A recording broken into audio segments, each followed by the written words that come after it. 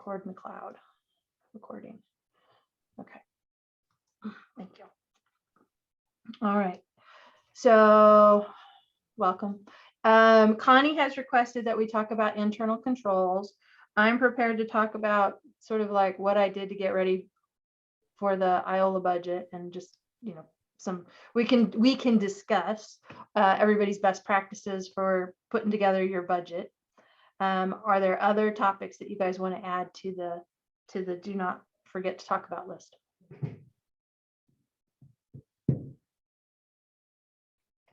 Kathy, do you want to talk about how much you like Quicken now?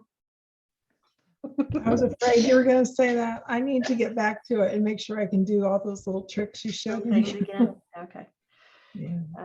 I am really happy. She worked with my Quicken program, which is a cheaper version of QuickBooks, especially if you bought it years ago when it was a disc and you don't have to keep updating it.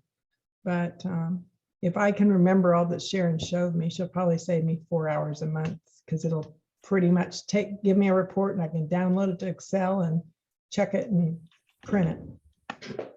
Surely we added your budget. Well, we added half of your budget to there. All right.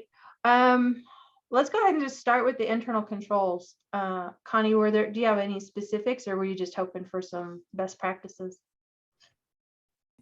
Just best practices. I'm always looking for ways, realizing that the group that we have here who are trustworthy will not always be here. And I'm wanting to make sure that those procedures are in place for down the road. And I just think particularly now when libraries are under fire for so many different things, the more we can show that we are trying to do everything and be transparent and be responsible is a good thing. Yeah. There were a couple that I had heard from when in Tonganoxie, when we got an audit, after, follow an embezzler. It's always it's a learning experience. The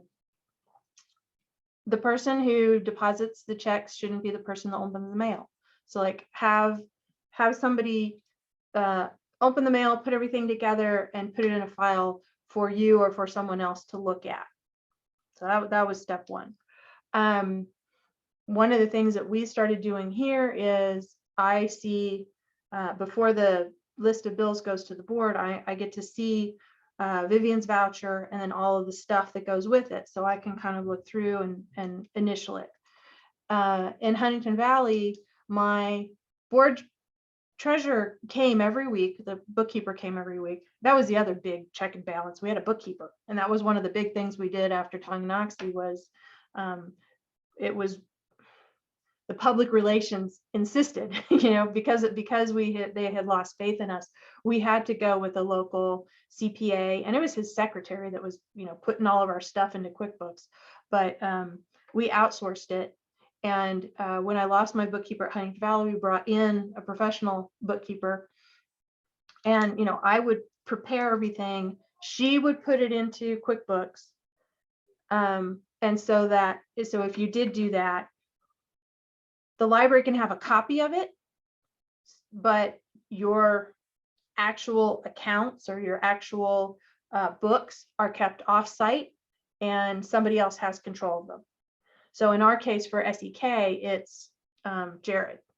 We now have QuickBooks, and I get a copy on a disk, and I can look at it and I can run all the reports that I want, but I don't make any changes to QuickBooks. Nothing permanent. So that was one that we used in Huntington Valley. And if you're a large enough library where you have somebody that's helping with your bookkeeping, you can do that. You use just one computer, right, Kathy? You have your Quicken is on its own computer, and that computer is not used for anything else. That's a good practice. Multiple sets of eyes on the bills. So I was looking at the bills, and then my treasurer was looking at them going, well, what's this for? Why, hers was more, what did we spend that on? Mine's more, they overcharged us. This was the wrong account, that kind of stuff.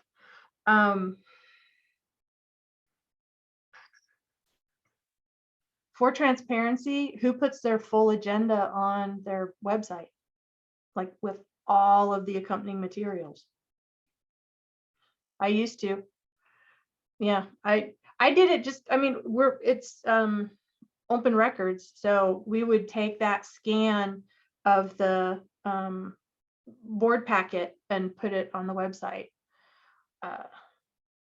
It also makes you mindful of what you're putting in your director's report, what you're putting in your minutes, what you're, that you're being very aware that everything that you're putting in writing and you're giving to your board is on the up and up and something that you could have read by the newspaper. That's an idea for your financial reports. Other best practices. What do you guys do? What are some more? Well, things that I'm concerned of, in a perfect world, we'd have two people here all the time. And so when we would count the drawer at the end of the day with the cash register, there'd be two. It doesn't always work that way. And so inevitably in the smaller libraries, we don't always have the workarounds or the immediate workarounds. You and I talked, and I am not on the checking account. So it is strictly the board signing. And then I do have, even though we've approved the bills at a board meeting, when they are signed, we go through those invoices again and they are initialed. Yep. Just a second go through to make sure that everything is accurate. Yep. Well, yeah, my treasurer was always very careful about that. And she would initial on the part that would go to the auditor, not the part that would get ripped off and sent with the check. With the cash register, okay, Kathy, there's you, but do you do your deposits or does your treasurer do your deposits? So the person's counting the money that's in the drawer or whatever could be a different person than the person that's filling out the deposit slip. And that's the way it works here. Well, that's a check and a balance. Yeah. So, hide self view. So that way, if you have a sheet that says, here's Monday, Tuesday, Wednesday, Thursday, Friday, here's what the total should be, and the person who's doing it doesn't come up with that same total, then that's an opportunity for you to get it right or fix it or determine what happened. Oh, there were two $5 bills stuck together or something. Who has, That isn't the way we do it here. We don't have a good practice for handling cash. Partly because we have a pot machine that I take the cash out of it and I count the ones, but I just put the change in the thing at the bank. I used to count it when I was the treasurer, but I just don't anymore. So thinking about your succession planning, what do you think you're going to recommend for the next person? That they count it, or that they or they just give it back to the treasurer and let the treasurer do it? I don't know, because ideally you'd have two people here when you were taking the cash out of the pot machine. The drawer isn't as big a problem because if we take so little money in, we have a spreadsheet where we have tallies, and we have the copy money and the book sales and the lost book. So that can be tallied up, and it's not always matching because sometimes you forget something to write down. So the cash drawer is usually long, which is not a big problem. But with the pot money, our board has talked around it. I bring it up every once in a while, but even if I had somebody here when I took the cash out, I have a key to the machine for when, it gets a problem and I have to open it. So I could take cash out anytime I wanted to. So it's just, yeah, well, it's an area of potential temptation, but it's one that the board probably needs to be aware of. You're aware of it, but we don't have a solution. Have the policeman there. You're one, you have like the sheriff or We don't have one. you don't have any deputy or oh, so I was going to ask, what do you guys do for credit card? That's another and Kathy, I think again I'm gonna pick on you because I was just in your library, but you said you guys purchase as much as you can on the credit card for the points. Right. I have a credit card. About 3 treasurers ago, they also had one, but our treasurers have changed so much. It's just now that I have a credit card and the board signs the checkbook. So every month I go through all those credit card, I have receipts for everything on the credit card, and I make a little spreadsheet that says whether it was books or DVDs or summer reading or office supplies. And so then the treasurer goes over that when she signs the check. And what's your credit limit, if I can ask? Oh, I don't know. I've never hit it. Okay. I hit ours. Typically our credit limit, our credit card bills are around $400 a month, $500 a month. Okay.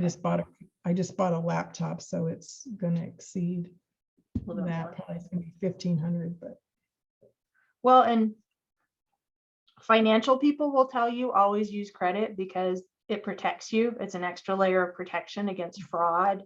And I could see in little libraries, that in Tonganoxie, that's what got the person in trouble, was the credit card, and she was using it for all sorts of personal stuff, and the board wasn't doing their due diligence. But it can be a way for them to control spending, because they can set a limit of $500 or whatever. And it's very transparent, and it gives you a way to see what's going on. Jennifer, let's see, Kenny uses a credit card for as many purchases as possible. Same thing. So you then report it out to the board. I love the idea of you guys getting points or money back, or that we don't do that. Or if we do, I don't know about it. I think that's brilliant. Yeah, ours allows us to convert, and it won't allow an automatic cash back like my personal credit card will, but we end up getting Amazon gift cards and ordering books, and we ordered masks during the pandemic, and just using those, it's like free money. Yeah, So, well, exactly. So yeah, I'm going to talk. Occasionally things that we can get through Amazon that we can't get through our regular book jobber. So that works out well too. Okay. so Sharon, are you saying that you pay for everything with a check? No, we use credit cards, but I don't know that we have credit cards that then give us kickbacks or give us cash back or give us points. So we don't have an Amazon account. I think we're using I don't know. I should know more, but I have Vivian, which is its own sets, when you have somebody that's helping you with it, being aware of that, because if and when she ever goes away, then I need to be cross-trained. And I think that's another important best practice, is that the treasurer isn't the only one who knows what the treasurer does. The director isn't the only one who knows where things are or how to get into things. Having those having the logins, so at any time you can get into the bank and get the bank statements, at any time you can get into the credit card and look at the credit card statements. Getting that all set up so that you have it, your president has it, and the treasurer has it, I think would be a really good idea. I just came up with that one off the top of my head. So Andrea, are you listening in? Do you have suggestions?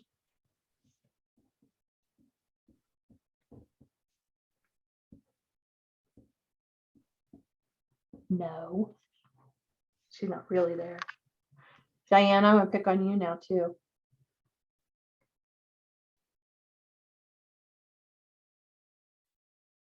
Microphone not working. Oh, I'm sorry. No, what was you talking to me? I was talking to Ellen. Oh, do you have anything? Do you have any of those best practices that you do with your treasurer to keep everybody transparent? Well, I use the credit card and then debit. Ours is a credit debit card. And then all the receipts have to match the statement. Yeah. And I put them in the book, and then the treasurer looks over them to verify that they match. And then it goes to our accountant and he does the spreadsheets. And then they come back to the board for them to go over and approve it all. Okay. And then who has, I know not, by law, you have to be of a certain size to be required to have an audit, but how many of you have any kind of, Who will want to hear? where people come and will look through your books or do a review or do a, We have an audit every year and our city does it with their audit. oh, okay, Erin, is it size or is it your budget? it's budget. It's budget. And I think, Yeah. haven't they raised that to 500,000? Yeah, it's pretty high. And I think when I was leaving NEK, she had 3 tiers that Mhm. if you are the tiniest library, you know, you could submit it to the business manager at the system office and they would do a review for you. If you were the middle size, which I was in Linwood, we had to do a, it wasn't a full-blown audit, but a CPA. We had a certified public accountant look at our reports, look at our financial reports, especially the December one, and look at the bank statements and just make sure that the bank statements were matching the financial statements, Mhm. which is just, you know, the bank is the truth. The financial statements are where it might not be as true. Mhm. So it's a truing up at the end of the year. Okay, so Andrea at Eureka, they're part of their city audit as well. Okay, no access to any of the bank accounts, so you can't download the statements. I find it useful to be able to download those statements. Yeah, Diana? You had mentioned the treasurer having the password to the accounts. I thought the treasurer was not supposed to have access to the accounts, nor the treasurer was not supposed to sign the checks. And that would prevent anything from being shifted in any way in that category. Well, the treasurer creates the checks, but the president and the secretary then sign them. The president is the one actually signing the checks and the secretary is signing to prove that that's the president's signature. That's the, I see heads nodding, so I think I have that part right. The treasurer not having access to the bank accounts, meaning they're not as, I think it's up to the local control whether who's on the signature cards. Some libraries have the director on the signature card, some don't. In my experience, it's usually those 3 officers. So the president, the treasurer, the secretary, and then the board or the director. Knowing that it's on the rare occasion that the treasurer and the director are signing the checks. So I sign all the checks for SEK and I sign all the checks for IOLA, and then we also do a stamp. Yeah, I was thinking that Roger had told me a long time back that we weren't to have the treasurer on the checking account I can look into it. due to them being able to go in and switch things around if that ever, any dishonesty came about. Well, yeah, I mean, it's And then it was me and 2 other board members that were on the account. yeah. The thing that definitely the treasurer shouldn't do is keep everything at home. No, it's always kept at the library, but our accountant does the information I send them, does it at home and then brings it back into the library when it's finished be approved. Well, for your accountant, it does, yeah, whatever they want to do, but and it helps that you have an accountant. That right there is a huge check and balance. Yeah, so you have online viewing privileges. That's the way I was too. I could transfer money between accounts so that we had an interest-bearing savings account and then the checking account. And it was one of my jobs to transfer enough money from savings into checking to cover the bills. And if that didn't get done, it came back on me. I had that privilege, but I couldn't remove anything, or, yeah, I mean, I couldn't actually get to any of the money unless there was a check with my name on it. Diana, how much does it cost to have an accountant do that service for you? Well, it was Oh. 100, but he just kind of done it. Okay. Our city pays for ours and they pay by the quarter, and I think it's $100 a quarter. Wow. That's affordable. I mean, and it's pretty good money. Now he is not a certified legal accountant, but he is an accountant and went to college for it and so forth. Well, perfect. It's helpful. It's helpful. Yeah, definitely they're not at home. The other thing, I guess, that would be a best practice is some sort of training for your treasurer. I don't know that many of them get that. They're just like, okay, you're the treasurer. Yeah, Kathy, you were treasurer. What kind of training did you get for that job? Well, yeah. None. Well, and I mean, that's something that SEK could help with. I mean, do we have orientation for the board? What's the word? For board officers. We can do like an officer boot camp, and that actually might not be a bad idea. I'll write that down. As long as it was in the evening, most of them have daytime jobs and do this Yeah. on the side. Well, I mean, it could even be, online or video or, something. Pre-recorded. Yeah, we could record it, exactly. Just so you guys have, and in my mind, it would make more sense to bring in exemplary board members to help do the training. So it's a board member talking to board members instead of us talking to board members. I'll have to think about that.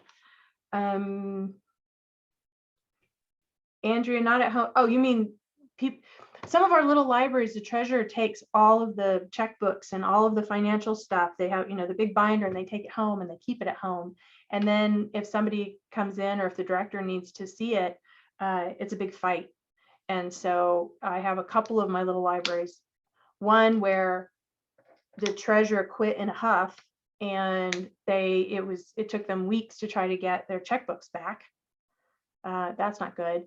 And I had another library where they were kept at home, and the treasurer didn't like the director, and so she didn't think the director needed to see anything. But part of our job is to spend money. That's we are, they approve the budget and we spend it. And she didn't never know how much money she had, or where they were in the budget. So that was not that was problematic. Caney, you do $1,000. Okay, you guys might be chopped. Is that a month or a year? Probably, I would hope a year. Yeah, oh, good. Okay, I'm catching up. Yeah. Yeah, I would say that your bank statements should be in the library. Those are library records. And I think that they would also be privy, open, like if there was an open records request by a patron and they wanted to come in and look at your bank account statements, they should be able to look at them. So you would just hand them over? I make photocopies. Okay. But yeah, I mean, Would they have to pay for those photocopies? well, if I wanted, it depended if I like them or not. No. I You think can't technically, yes. discriminate. You No, cannot I'd discriminate. have to look at my open records, and I don't see why we couldn't.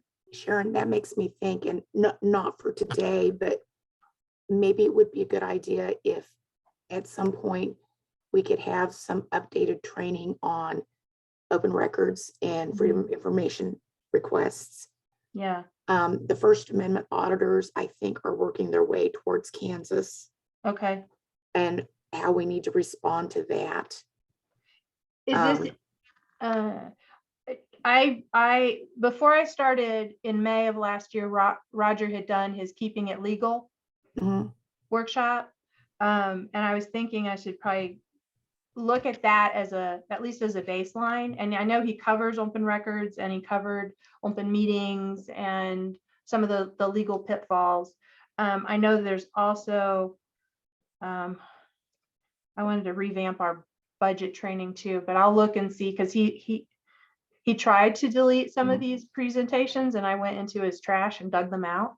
So I can update them. Well, especially as we have turnover with people coming and going, Oh yeah, for my and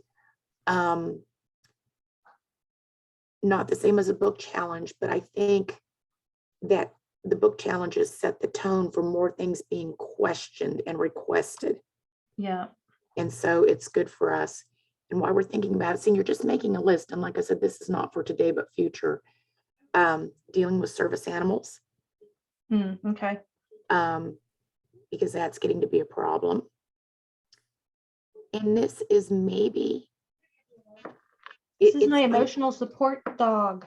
I had somebody ask me last week, she said, I thought about bringing my dogs in, dogs plural.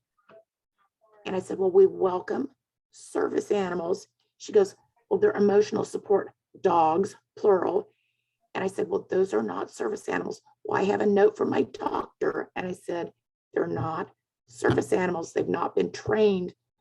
But to make sure that staff know what response, because you can get into a lot of legal trouble if it's not. And she was very nice about it. And I said, thank you for asking before. Yeah. But our society seems to want to test more things these days.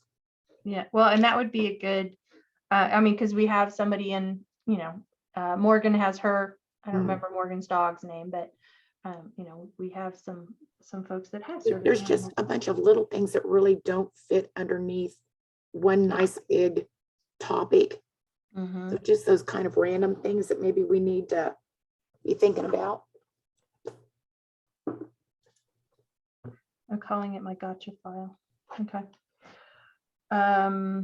One more thing that I might add, whenever we were talking about people come in and we have to give them copies of the bank statement, maybe writing copy across it or something after you print it for them.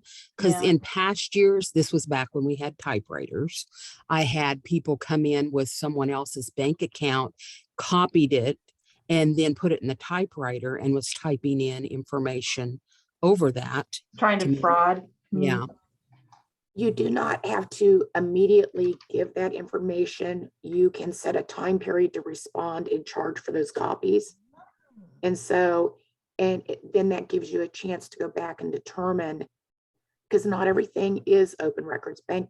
Bank statements would be, but if you don't, and that would be something Sharon could cover. If you don't have a procedure to deal with the Freedom of Information requests, the open records, it's a good idea to give you some protection and give you some time to catch your breath and have a little breathing room to make sure you're doing everything on the right way.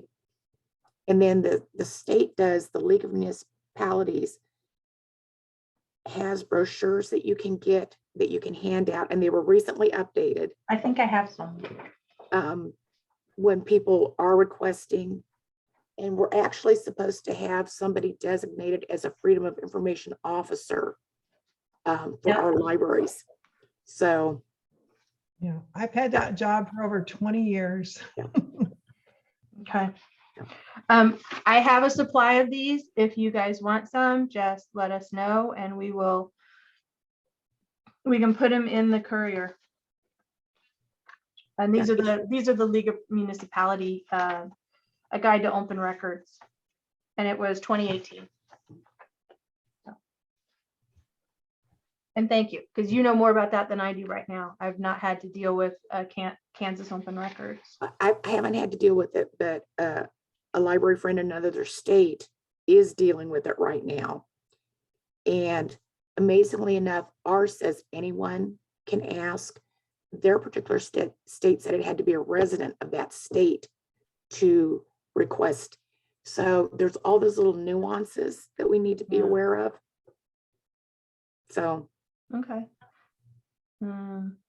Yeah, and it talks about the cost of, you can charge for the cost of time required to do the request and the cost of photocopying or reproducing. Yep. Great. okay, sorry, we wandered down the garden path. That's all right. Okay, so I'm going to send some to Jennifer, send some to Deanne. I'll send Diane a few and okay, so just everybody. Do you want some, Connie, or you already have some? I've got a new supply, but thank you. Okay, no worries. Okay, so everybody but you. All right. Internal. You know what it sounds like we need? We talk about these things and like, this sounds like something we could bring a speaker in. But bring in a CPA or bring in somebody to talk about best practices and internal controls. And I mean, we could do that as a one-off. We had a lady come to a, what's the fall retreat? I The can't fall think in of the name. service. Yeah, we had one come to that who talked about some of this, and I had asked her a question about, well, specifically it was how the Humboldt city clerk got under the radar and escaped with so much money, and their accounting firm was actually involved in that. And she said, well, one of the things she did was she just kept so much stuff stapled together. It was just a pain to go through. So anyway. That's kind of a cop out. That was just one of her, ways to do it. Because I couldn't understand how somebody could make off with that much money anyway. Well, oversight. How long ago was that you had the CPA person? Like Westminster Woods, maybe the last time or the time before that. oh, so not that long ago, like within No. 5 years. Okay. Mhm. I think she was from an accounting firm in Chanute for some reason, but I can't remember her name, but it was good. Maida. It was Maida. Okay. She works for Jared Fillmore and Gilmore and Phillips. Yeah. Oh, that's our accounting firm. Yeah. Okay. All right. Okay. So I have notes about all that and the internal controls. Thank you. Are we ready to talk about budgets? Transition? Okay. So I guess I'll share what I did, how I done it. That's every good library training is how I done it. I'll share how I did it, and then you guys can tell me what I did wrong or discuss how you do it differently. And I can share my screen if you care to look at a spreadsheet. It's just an Excel spreadsheet, but the first thing I do is I like to have like 4 or 5 years to compare, especially new on the job. I don't know, I can't look at a budget line and go, oh, I know exactly what that was used to spend. I can't look at service development and go, oh, we paid for this subscription out of that, and we paid for, do you get what I'm saying? Our budget is a combined overview of lots of little things that we pay for, and I'm still learning what those little things are. So the first thing I did was pulled the December report, the December financial report for 2017, 2018, 2019, 2020, so that I could look and see what lines went up, what budget lines went down. I could look and see what the trend was for tax money, to see if it was going up and if it was going up a lot or a little. And then, so that was my step one. And then I also put the budget, this year's budget. So I have actuals, meaning how much we actually spent, compare it to the budget for this year. I put in my year to date. So I only have 2 months of expenses so far. Usually I like to do this at the end of March, so I have at least a quarter of expenditures and a quarter of income. So then I can take that and multiply it by 4 and get an idea of maybe, if I were to spend the exact same amount every month, what that would look like going forward. And then think about expenses first and then income. And for expenses, I think about usually I start with personnel. For those of you who are a one-person library, that's probably pretty easy. For those of us who have staff, we have to think about raises. So what kind of raises do we need to give? Is there going to be any kind of big change to the organizational chart? Are we adding anybody? Is anybody retiring and we're not going to replace them? You're irreplaceable, Connie, just so you know. Same with you, Kathy. And you, Andrea. God, you guys are quit getting so close to retirement. The other thing to think about is, are you having any major changes in your services? So are you going to be open extra hours? Are you, what kinds of, are you going to add teen services? And so that means that somebody's going to get more hours. Well, what's that going to do to your budget? And then you're usually for a public library, health insurance is going to be the thing that goes up year after year after year. We got really lucky and our insurance went down. But that's not the case for most. So if you have health insurance, looking at that first. So, what do you value most is your people. So start with looking at the cost, the people costs. And then for IOLA, we had started those hotspots, checking out hotspots as a grant funded program. And for this year, we decided to continue it because it's really valuable and it's something that has taken off and people have used it throughout the pandemic. So I used a donation, an unexpected donation that we got. So I used part of that to pay for it for this year. Well, it's something that I want to make sure that we pay, or that we add to the budget. So I increased our internet line by $2,300, $3,000 to cover that as a service going forward. So that's going to, I'll show you, that's one of the big expenses that we have. Other than that, a lot of the things are just going to stay the same. We just met with Blue Cross Blue Shield yesterday. So I got my information about health insurance rates right about now. And this is about the time of the year that you'll get that. And now is the time when you're going, we're going to need new computers. I wonder how much that's going to cost. And you go out and you do your quotes, just like we did for our grants.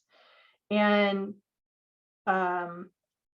making a decision about, do you have any big capital expenses? Do you have, it's time to change the water heater and we've been saving for it or whatever. But some of these things you can take out of your capital improvement fund if you have one.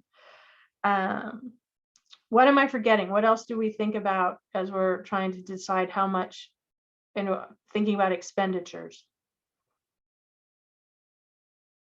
Most of them will be about the same. Your book budget, ideally is 12%, but good luck with that. Your personnel cost should be about 65% of your total budget, and that's total expenditures. Sometimes that's high. For IOLA, we're at 73% for personnel and at 11% for collection development, but we also have SEK that warps that a little bit. Do you expect your utilities to stay about the same, or do they usually go up every year?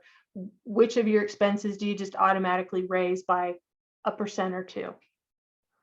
Just and Laura DeBon, she's the one that does Cooking the Books. I don't know who's seen her do her budgeting workshop at KLA, but she always talked about you want your expenses to be on, you want to like over budget your expenses and under budget your income. You always want to expect that things are going to cost a little bit more than, and it's always better to get more money than you were anticipating rather than less. There was another point that she always used to make, and it was there and now it's gone.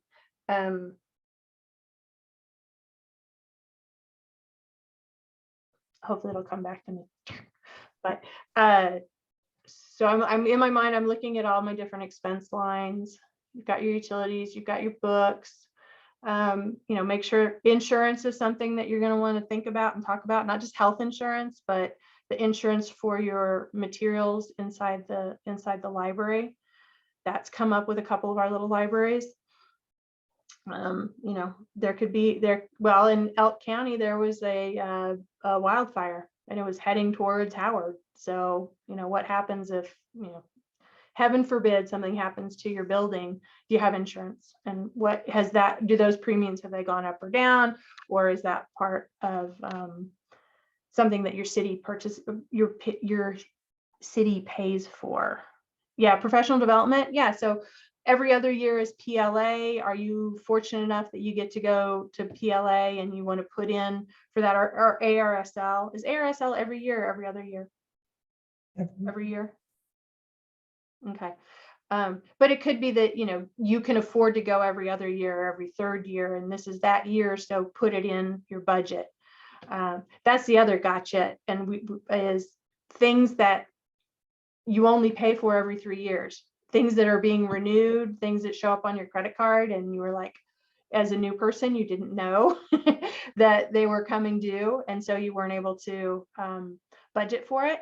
So that's the other reason why I like to look historically, because I could look at our equipment line and see that every 3 years it was bumped up because we needed to get new computers. How often do you do a building insurance review? At Linwood, we did one that year because the cost of materials had gone up so much. We knew we were underinsured. And as a district library, if a tornado, this is Linwood, Kansas, where a tornado hit like 2 blocks from the library. If a tornado had hit the library, there's nothing but the district's budget to rebuild it. So we redid our building insurance and increased our premiums, but it was worth it. And we updated to the full cost of rebuilding. So I would say in times like, last year, where the cost of building materials were going up, if you're in an area that might be prone to destruction, have it be reviewed periodically. If you have to do it on your own, I know a lot of us were through the city, or we have a shared building, but still kind of be aware. Especially if over the years you've been adding more computers, or you added a new 3D printer that is expensive or would be expensive to replace. I would say think about those kinds of costs. I'm going to peek over at my budget and see what else sticks out at me. Who has capital improvement funds? Yeah. You just have a savings account. Yeah. So put into your expense line a transfer to your capital improvement fund, just as a best practice, which is kind of weird. You can raise funds to set funds aside, so it's a way to pad. I say pad, and when I say pad your budget, I don't mean it in the you're socking away money. I just mean to give yourself flexibility in your expenses. Utilities, supplies, postage. So your courier grant, a lot of us have a courier line, just because that's so important. A line for seek and find, or include that with software. And then programming. That's the other big thing. Or not. Our programming budget is tiny. Okay, so then once you have your expenses, here's how much I think it's going to cost for us to do business next year. Usually, it's going to be it's going to be more. It needs to be at least $1 more for you to get state aid.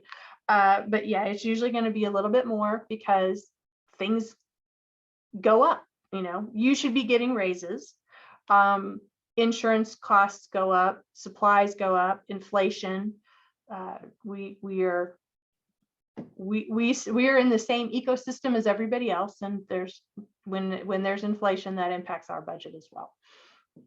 So then after you've done your expenses, you can go and you look at your income and think about what your allocation might be. And I don't have the allocation determined yet. When, Connie, you were on the board, when did Roger have the allocation numbers to share with people? Not till May? The June meeting, wasn't it? Oh, at the annual meeting in June? Yeah. Okay. Okay. So in that case, for a lot of people, just take it and give it a 1.5–2% increase, which would be conservative, and put that in as a placeholder. Oh, you guys, the other thing that I'll announce probably sooner rather than later is that courier costs. So as you might know, our courier fees have been lower than normal because of COVID. So Henry Industries was cutting us a break. Hopefully everybody was putting into their budget what the actual amount was, and then we're just happy that they didn't have to spend all that. So for 2023, not only are we losing the COVID rate, they're increasing their rates because of issues that they're having with fuel and keeping people. So courier rates are going to, you're not going to be happy. I'm not happy. They're more. And I'll let you guys know. I got to tell my board first, and then we'll share that out so you guys can put that in to your budget, and have, it might be something that you'll either need to ask for additional funds if that's a possibility. I don't know. I got to think about that more. I don't want to put anybody in a bind where they're like, well, we can't do anything. We don't have any more money. Where are we supposed to come up with this? Have they given you an estimated percentage increase yet? He probably has. I don't want to speak until I've talked to Mike about it. Okay. It's going from, it's still, I think it's going to go up to like about $1.13 per item, which is still a heck of a lot less than what you can mail it.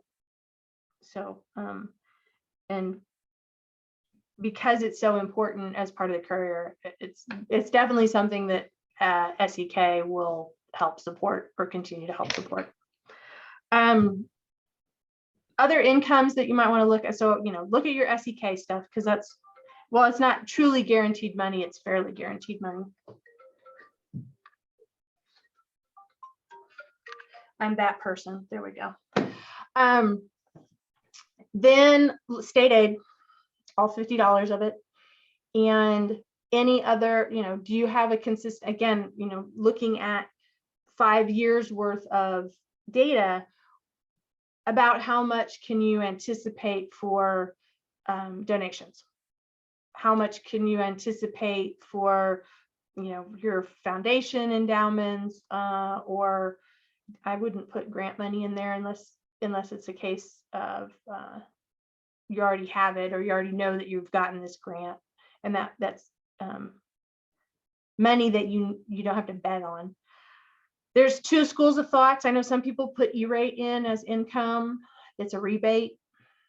So you can do that, or you can put in as an expense the full amount of your, well, I guess it depends. Some people, like in Iola, Cox gets that rebate and reduces our bill by the amount of that rebate. So we don't ever actually get a check from E-rate. But if you do, you can put it in there, or you can just reduce the expense, meaning you budget for $1,000 for internet, knowing you're only going to pay $200. Because if something happens to E-rate, you want to make sure that you budget for just the point that I had forgotten. You want to budget for that full amount. Not that the library systems are going to go away overnight, so you have that you can bet on, but things like E-rate are at the whims of the legislature. And if it's valuable to you and it's something that you and your board would want without that financial support or those rebates, then you need to put it in your budget. Other thing, let's see, I'm looking at my incomes. Miscellaneous interest, yeah, $10 interest on our bank account. If you do passports or you have, you charge for copies or you charge to do notary, anything like that. And meeting room, if you have meeting room fees and that you get to add to your coffers. Well, and so for Kathy, she probably has a budget line that's for the pot machine, since that's a known amount that they're going to get every year. And then once you have your, here's how much, it's going to take us $10,000 to run the library. Without tax money, I have, $9,000 that I have that's the empty, that's the unmet need is $9,000. Then you know exactly how much you need to ask your funder for. You go to the city and say, our budget it needs $9,000 to be balanced. And that's, Laura used to call that the algebra. You got to solve for X. And that's how I learned to do it. How did you guys learn to do it? Teach me. Give me better ways to do this. Because that took me about 4 hours to do Iola's budget on Sunday.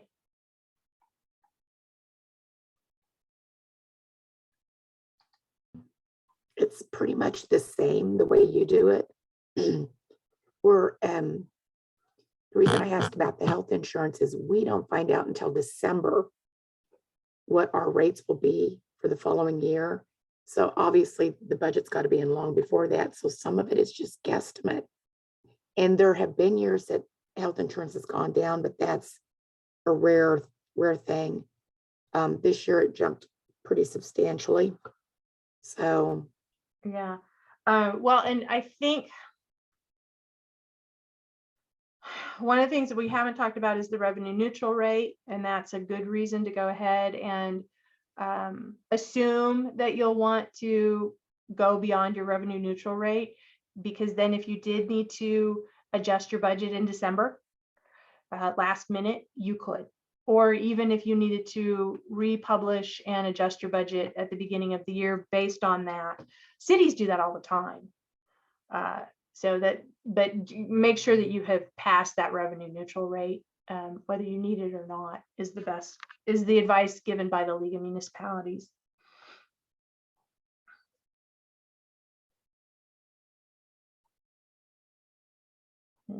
Tax. Jennifer, you've been there a while. How do you do? Is that the budget process you use, or do you have other tricks?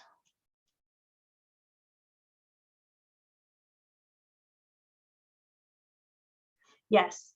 So those of you that have budget caps, that is absolutely true. And that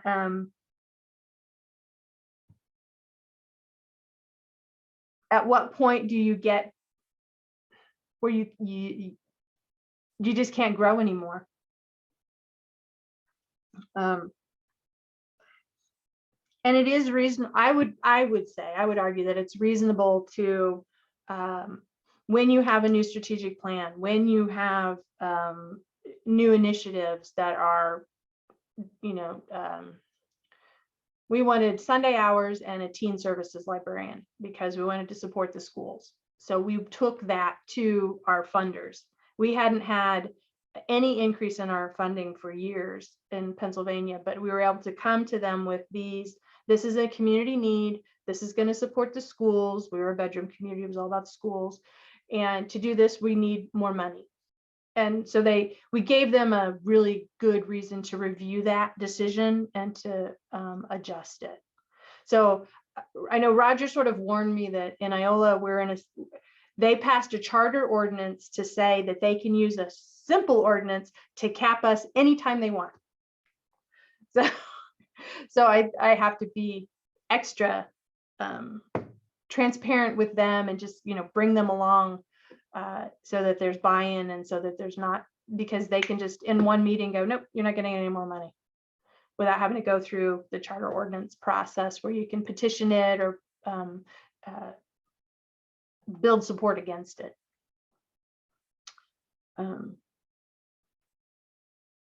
Well, and I think for some of us,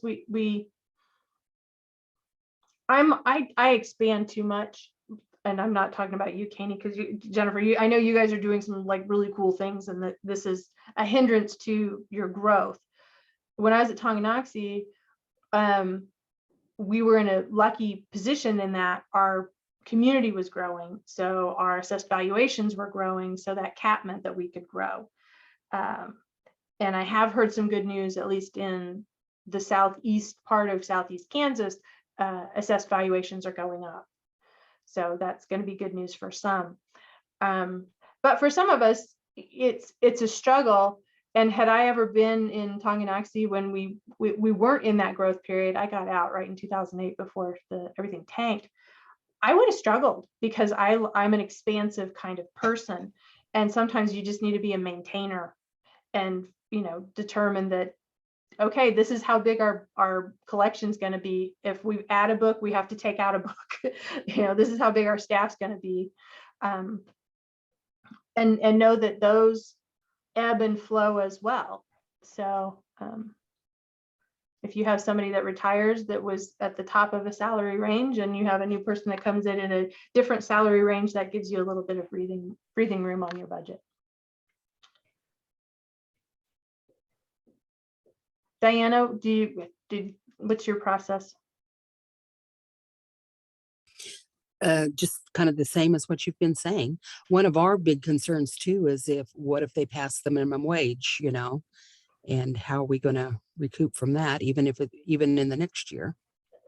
That's a good point, because even for bigger libraries, that's going to kill us because we have pages and clerk shelvers, and if I paid everybody $15, and then how do you do that fairly if you're a larger library? It's like somebody worked 20 years to get to that $15 for minimum wage, and then a new hire gets it. That's not fair. So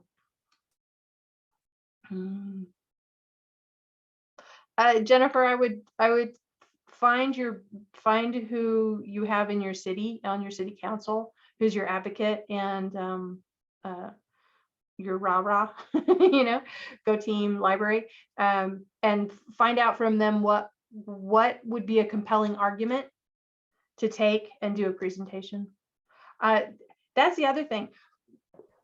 For me, I'm not a numbers person, so I would do the numbers so then I could write a budget narrative, and I would take those numbers and I would put it into a narrative or a story to say, here's, just like I did with the hotspots, put in the budget narrative, this budget line has increased because this new thing has seen this much use and it's really changing people's lives and we think it's important, and so we're going to maintain it. And I would put that budget narrative in front of the budget and then send the whole packet to the city so that they have to read my explanation of it, and they're not just looking at the numbers. They can read the stories that are associated with it. And I think that that's pretty powerful. And for me, it's a way for me to me, it's all about me. Sorry. It clarifies that this budget makes sense. Yeah, Kathy? Can you explain exactly how I don't think I have a cap, how they go about putting a cap on so that I don't get one? Don't get one. So the process for a charter ordinance means that the municipality can charter ordinance out of or create changes to the law. But you mean, are they putting a cap on your mill levy? Or? Yes. Yeah. Okay. In Tonganoxie, I had a 4.95 mill levy cap, and I had a board president who decided that that meant we needed to ask the city for whatever 4.95 mils would give us, which was great until the recession hit. And then, who came after me? Royce Kitts. So Royce got my library, and they were at 4.95 mils, and the valuations went down, and they didn't have enough money for payroll. So don't do that. And yeah, my board president did that right before I started.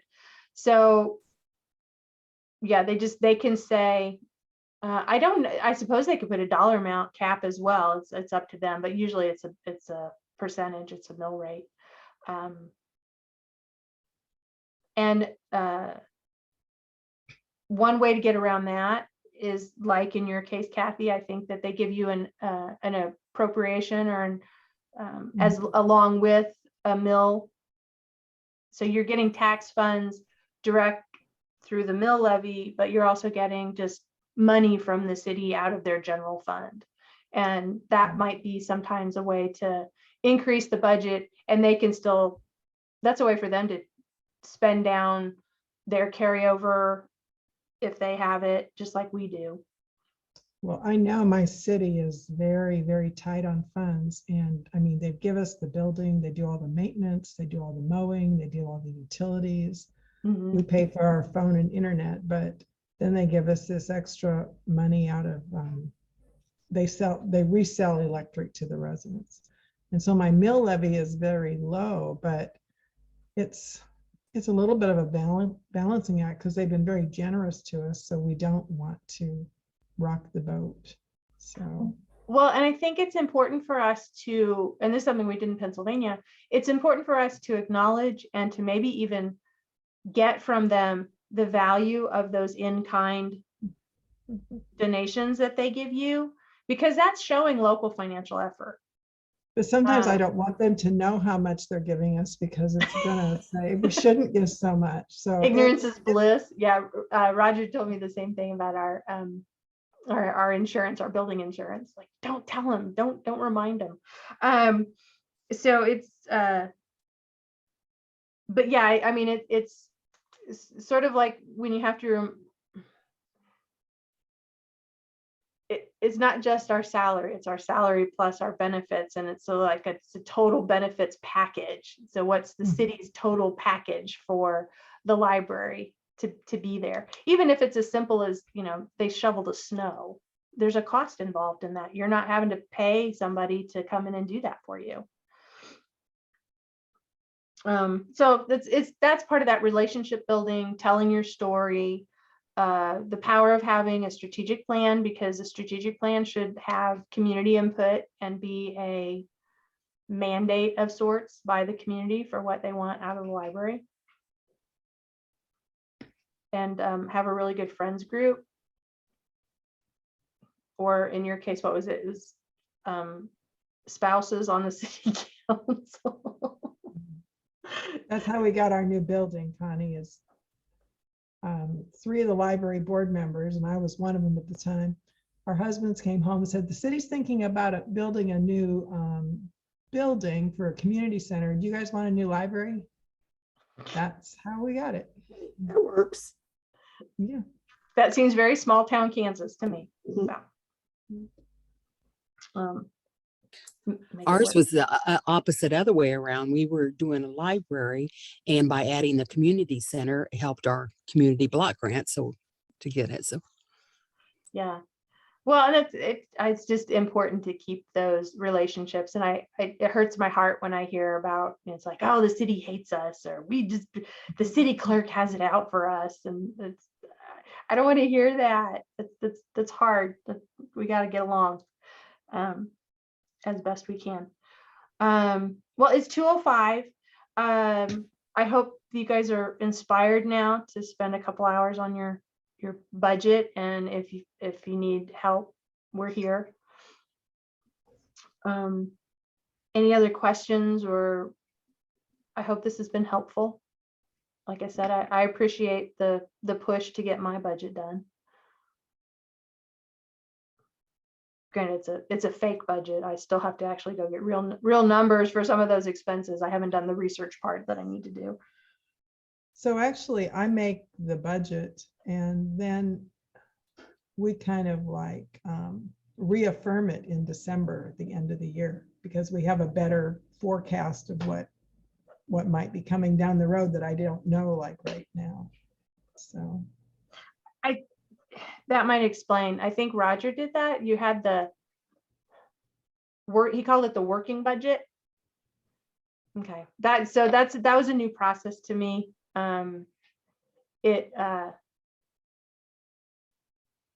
It's definitely something you can do, and it just makes it so that at the end of the year, it doesn't look like you grossly over or underestimated a budget line. well, for one thing, we can put our carryover in the budget, and usually we have more fundraising efforts or something that we can carry over, which helps a lot. Yeah.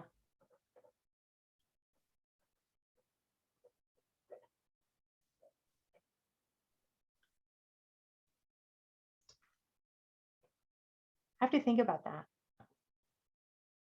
So you explain that more to me. So say it's December, you realize that you thought you were only going to have $1,000 in carryover, but it looks like it's going to be $2,000.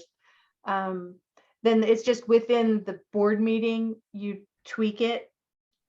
Yeah. Okay. Before we send it in with our allocation report, because Yeah. for us, that's kind of a final thing. Okay. Because I like the budget to balance. So if I have more carryover, I go put more in the expenses, usually materials or community outreach or computer or something. No. having a balanced budget was one suggestion I think I made on a lot of allocations that came in. It's like you're leaving money on the table. You have more in income than you have in expense. Make sure that it balances to show that you need every penny that you're entitled to, that you need it and you can spend it. And carryover is one of those things that if you decide during this part of the budget process, we have carryover from because of grants and things, probably more so than we should have or need, then I can reduce, hopefully reduce the tax need a little bit, or keep it the same, or know that I'm going to use some of that carryover for a one-time expense. Well, we need a new copier. Okay, that's a good thing to spend that carryover on. But I want to do some more research on carryover because it's a little bit of a fuzzy area for me, and I want to make sure that I understand it inside out. And I'll have more best practices. And thank you guys for creating this safe space so I can continue to learn and share.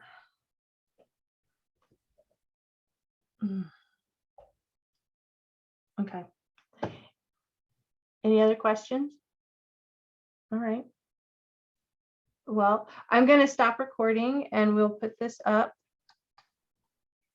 Are you sure you want to stop?